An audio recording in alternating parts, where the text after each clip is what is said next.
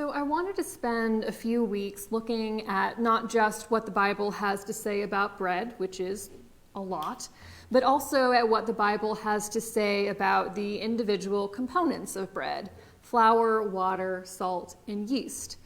Fun fact, the sermon titles of this mini-series are roughly my bread recipe, so if you collect all four, you can make, or I can just send you the recipe. So last week we talked about how the kingdom of heaven is like a field planted with wheat. And today I wanted to look at an odd chapter from the book of Exodus in which Moses whacks a rock with his staff and water starts gushing out. So once upon a time, or so the story goes, the Israelite people were slaves in Egypt until God helped Moses to pick a fight with his adoptive brother, Pharaoh, definitely meant to say Pharaoh, and sent down 10 plagues, including but not limited to turning the Nile from water into blood, and finally led God's people out of Egypt through a parted sea and towards a land of milk and honey. A lot happens between crossing the sea and reaching the promised land. There's that whole thing with the 10 Commandments, the rules, not the movie, and there's a violent uprising against Moses and by extension God. And there's a golden calf, and there's a bizarre story about a bronze serpent. And there was that time that Moses grew horns, or depending on what translation you're reading, that time that Moses' face started shining after speaking to God, and it really freaked people out. And there was a great interlude in the middle of a census in which the daughters of Zelophehad stand up for the rights of women to inherit. That was the story I picked for my Halloween sermon last year, with hair extensions and extra nose ring and an unspeakable number of hours spent doing beadwork. Unspeakable number of hours. But to set the scene for today's story, the people of God have just crossed the Red Sea, but haven't been wandering for all that long yet. In fact, they've basically just arrived in the wilderness. Moses parts the Red Sea in chapter 14 of the book of Exodus. In the next chapter, almost as soon as they stop singing about the miracle that's just saved their lives, they reach a place where the water is so bitter that they can't drink it. And so literally 4 sentences after "Sing to the Lord who has triumphed gloriously," we find the Israelites complaining for the legitimately valid reason of not having water that they can drink. So Moses says, "Hey, God, I know you just did a whole big thing with parting the Red Sea and all, and I kind of hate to ask, but would you mind saving us from dying of thirst, please? Thank you." So God shows Moses a piece of wood and tells him to throw it in the water. Apparently that piece of wood is an incredible water filtration and treatment system because the water becomes drinkable. They name the place Marah, which means bitterness, because the water had been so bitter, but they lived to see another day. In the very next chapter of Exodus, we find the Israelites complaining again for the legitimately valid reason of not having any food to eat. The people ask why they have been led out of slavery into freedom only to die of starvation. God rains down bread from heaven every morning except the Sabbath and sends quails in the evenings for meat. Again, just 2 chapters ago, the people said, "Oh my gosh, the Egyptians are right behind us, we're going to die." God parted the sea, and they were saved. In the next chapter, the people said, "Oh my gosh, the water here is too bitter to drink, we're going to die." God made the water sweet, and they were saved.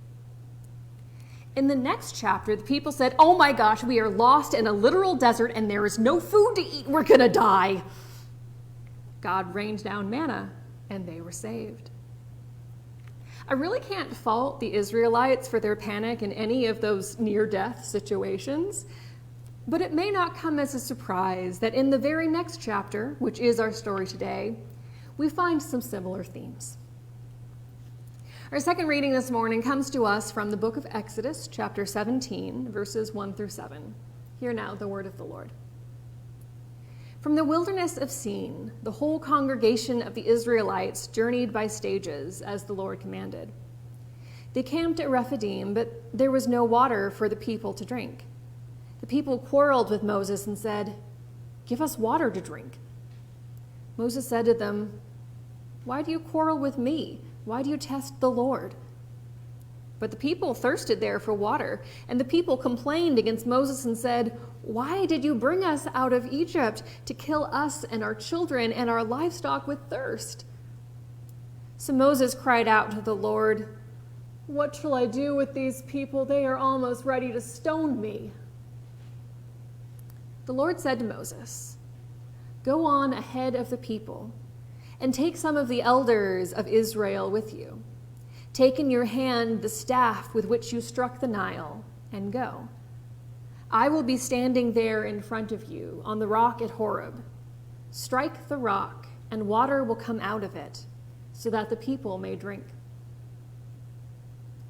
So Moses did so in the sight of the elders of Israel.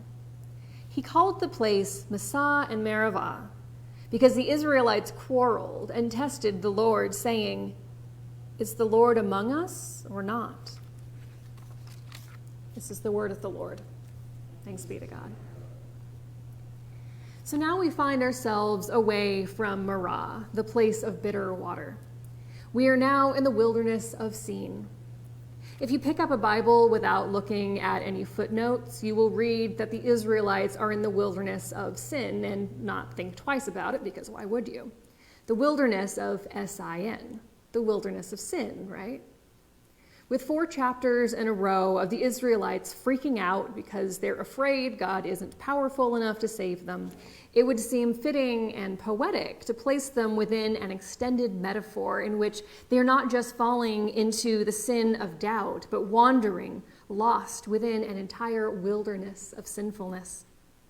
Linguistically and theologically, that would be kind of awesome, but alas, even though the words are spelled the same, they are in the wilderness of Sin, not Sin, a desert named after a Semitic moon goddess, an actual place in the Sinai Peninsula, partway up the coast of the Gulf of Suez.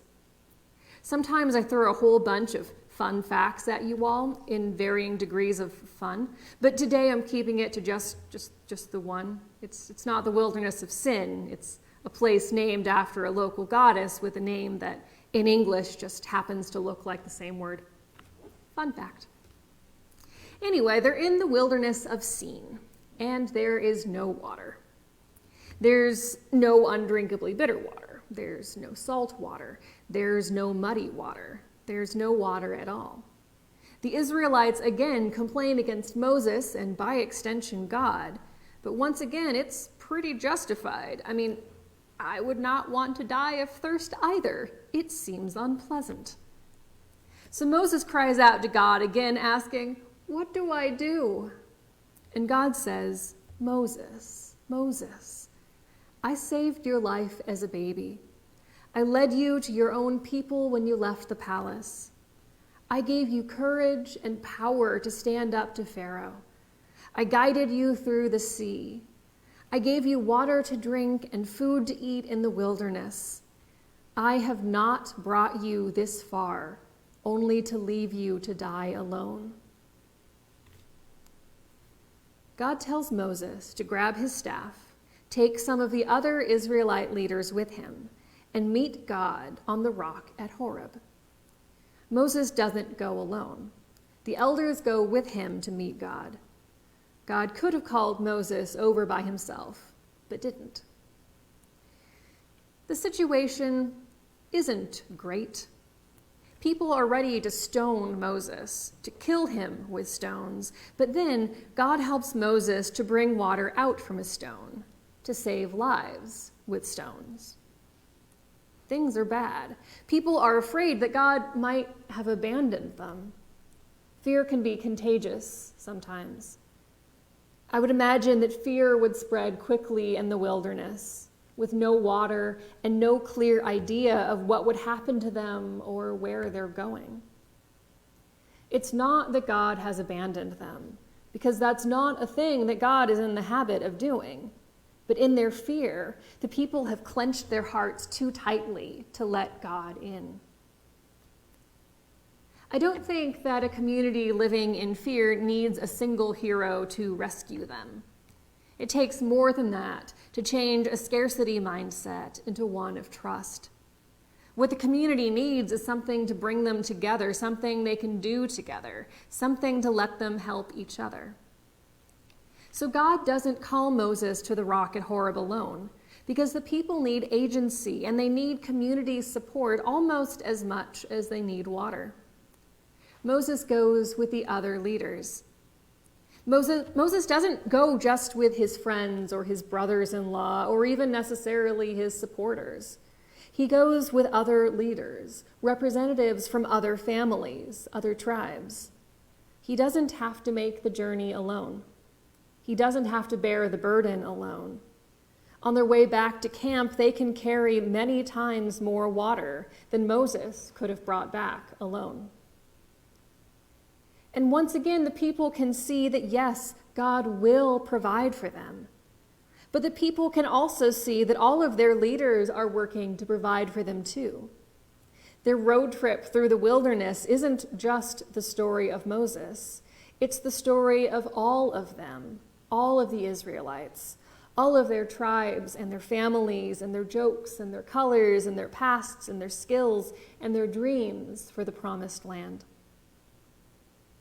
Moses calls the place Massah and Meribah, which mean temptation and strife. He could have called the place anything, I suppose. The place where we saw the Lord, the place where God provided for us, the place with the miraculous water, maybe even just the fountain at the rock of Horeb. But instead he calls it temptation and strife, because the miracle wasn't just the life-saving water. The miracle was the choice to work together, even in the face of death. The miracle was that the water washed some of their fear away. The miracle was that temptation and strife were not the end of the story. It takes the work of a community for people to survive, with all of their different skills and strengths and assets. It took the work of a community to survive in the wilderness long enough to reach the promised land. And it took the work of a community to reach the rock at Horeb, to meet God there, to bring water out of that rock, and to carry it back to their families. Just like it takes the work of a community to plant and to tend and to harvest and to separate and to mill wheat into flour.